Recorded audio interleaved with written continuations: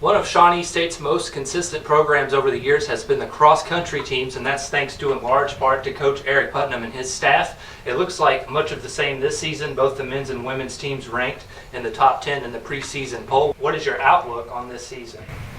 Obviously, we'd like to finish both teams in the top 10 as we did last year. Women were 9th and the men were 10th. I think we'd be disappointed if we didn't at least place as well again with so many returners. We have 6 of our first 7 women returning off of that team, and then men have 5 of the first 7, and I think 8 of their first 10 back. So our goals are pretty high, I would say. Who are some athletes we should look out for on both teams to have some success this season? For the women, it's easy. Anna Havranek, who's an All-American last year in the cross-country and the outdoor 10K, being runner-up. She's the front runner. Then we've got a couple other really good athletes on the team. Alyssa Taylor, who was, I believe, 91st in cross-country, which is a good place as a sophomore. She's returning. She had a really good 5K PR, where I think she was 18, 10 or 12 in outdoor track. She's had a great summer, really looking good right now. And another really terrific athlete from somewhat a local area, Wheelersburg, is Brooke Smith, who's come in running super well also. She was a conference champion in the 1500 this past season outdoor track.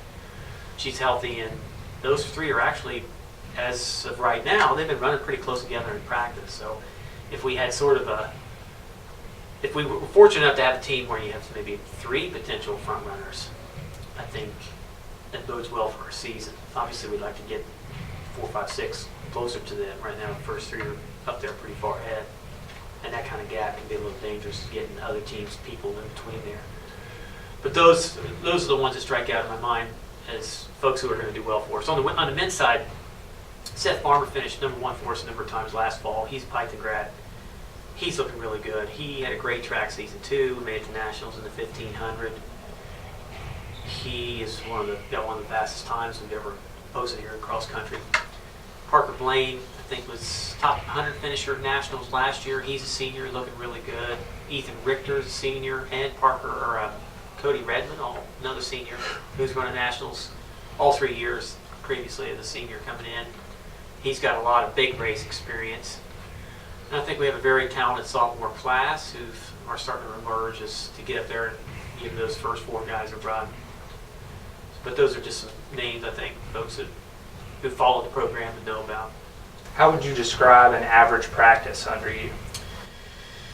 We've got, I'd say, a particular day where I would say the team on the men's side probably averages about 9 miles a day. If we're doing 2 days, then they're probably running 14 to 16. They usually only do that maybe 1 or 2 days a week. And the women average somewhere between 7 and 9. Now Anna climbs up there higher in mileage. She can, not unusual for her to run 70, 75 miles a week. And she trains a lot with our assistant coach, Sarah Beal, who's training for Columbus Marathon. And Sarah's racking up quite a number of miles right now too. So our high mileage guys on the men's side are probably running 80 a week. Lower mileage freshmen are probably somewhere in the 50s per week. What's your thoughts on the conference this season? We were just talking about that. I think Campbellsville definitely poses a legitimate threat to us. They've got 2 outstanding runners in the front. Adam Sandich is a returning All-American in cross country, and he was an indoor and outdoor qualifier at nationals. University of Cumberland's also picked up a very, very talented front runner from France, who I think could contend for an individual conference title. And they return a lot of experienced runners. So I think Shawnee is probably the favorite due to the depth and how many guys we returned as well. But those teams will be good. And I think if we don't take them seriously, then either one of those teams, I think, could beat Shawnee and advance to nationals. It would be nice if our Mid-South Conference got a little more credibility or respect in the polls and got more than 1 team out, because I thought Campbellsville deserved to go last year because I thought they had a good team. And I thought they ran well in November at the conference meeting. I think on the women's side, Shawnee has a very good team, and they got a lot of returners, but until I would see some of the other teams, I hate to say that I think it's in the bag or whatever, because I think Cumberland's, again, returns a lot of experienced runners. And I think if their women's team, talking about the Kentucky Cumberlands, if they return everybody and they're healthy, they'll have a very good team.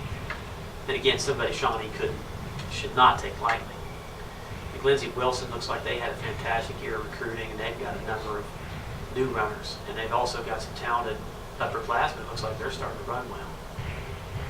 I know you've got the Mid-South Conference preview coming up tomorrow. What are your expectations for that? I'd like to see our teams just pack up and compete.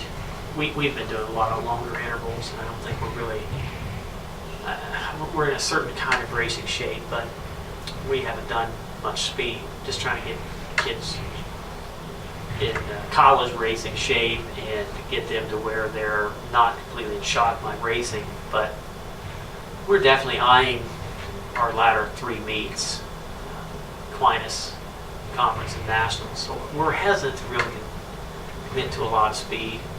So we'll be happy to just go there tomorrow and run well. I don't have some crazy expectation about anything other than that. One last question for you. You've won the most bear runs in history. Are you running this year? And if so, are you expected to be the favorite, so to say? I don't know. I haven't decided about the bear run. I'm certainly going to sign up for it and kind of decide as it goes. Now that Kara's director, it gives me a lot more leeway and freedom to actually compete in it.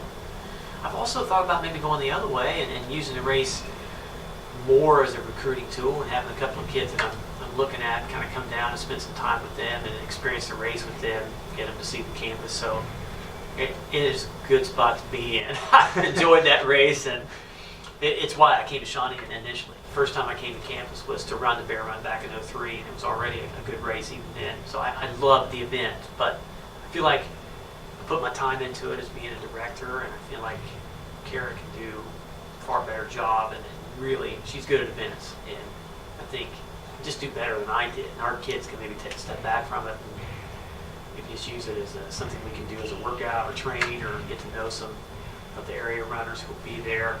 I like that part of the race a lot. So I don't know. I definitely plan on running bear runs at some point. I'm not sure about this one yet. Be sure to check out the bear run and follow the men's and women's cross-country team on SSUbears.com. I've been Spicer, joined alongside Eric Putnam. Thank you guys for watching.